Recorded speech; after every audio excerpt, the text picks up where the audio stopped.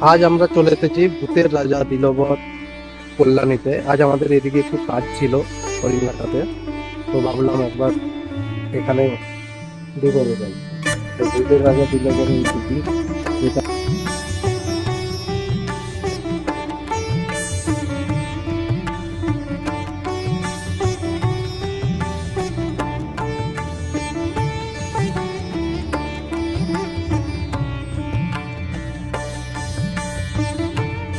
হাতে হাতে দাও তালি, তবে আসবে ভূতের খেলা।